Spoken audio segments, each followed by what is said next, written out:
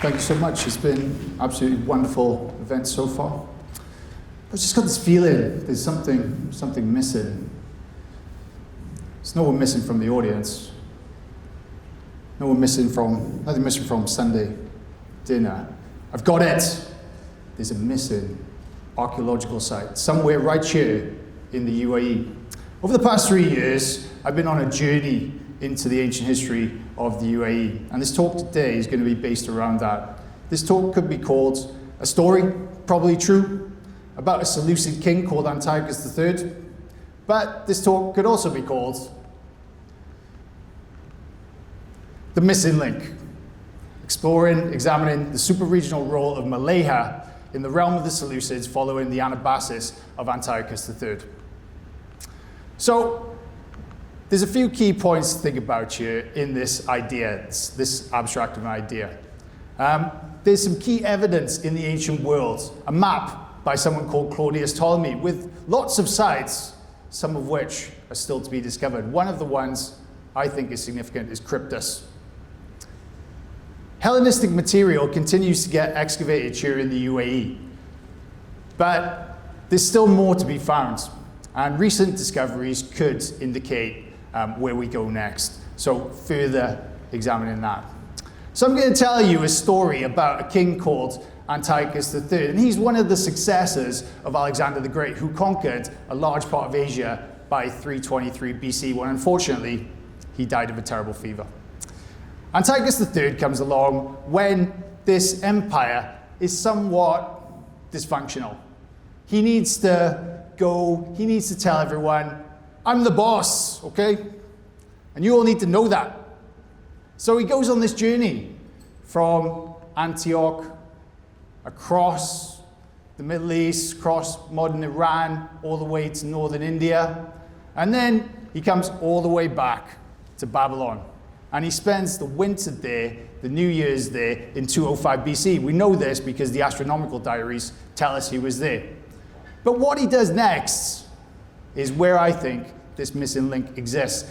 He's not satisfied with just the empire that he has. He wants to go beyond that and realize the ambitions, the dreams of Alexander the Great. He wants to go to Arabia. So Antiochus decides in 204 that he's going to cross the Persian Gulf, the Arabian Gulf, and go to modern-day Saudi Arabia, to a city called Thaj today, but in ancient times it was called Gerha. And he wants to meet with the people called the Gerheans, and then he's going to go back to a base via Tylos, and then return to Babylon. And what he does with the Gerheans is of particular importance, because he goes there and he says to them, look, I might come and invade you. They don't want that, so they pay him 500 talents of silver, which is 750,000 of these silver tetradrachm coins, so that he doesn't invade them. And he thinks, oh yeah, everything's okay now. So Gerha doesn't continue to be this important kingdom anymore. And what we need to consider is, what does Antiochus do next?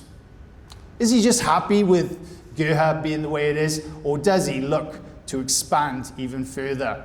And I believe that he does expand right down the road from Sharjah English School to a site called Mleiha.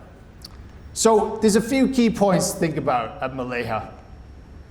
And Antiochus, at this point, if he does found Mleiha, he becomes known as Antiochus Megas. He is Antiochus the Great, just like Alexander was Antiochus the Great. In 2021, there was a discovery made at Mleiha, which is of importance to this missing link.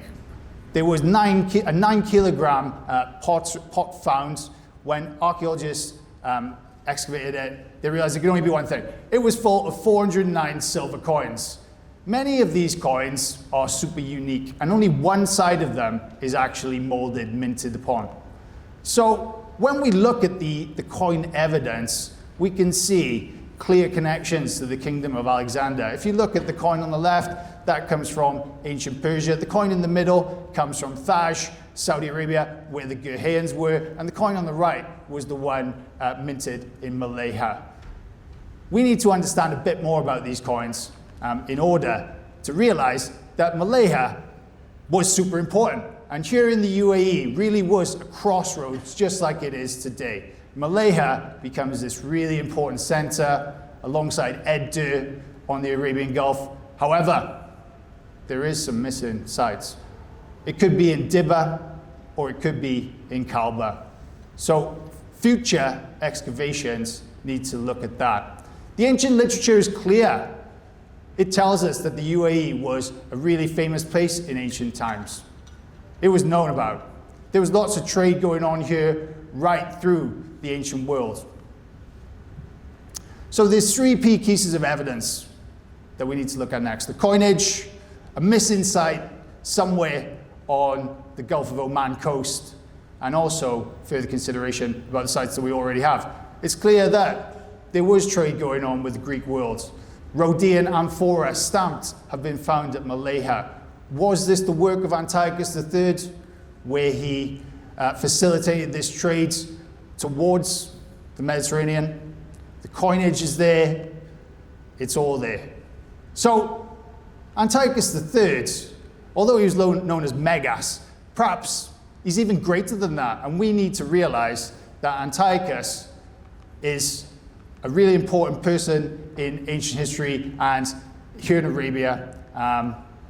Where is the next archaeological site going to be found? Is it Kalba? Is it Dibba? Is there more to be discovered? Tel Brak, Ed.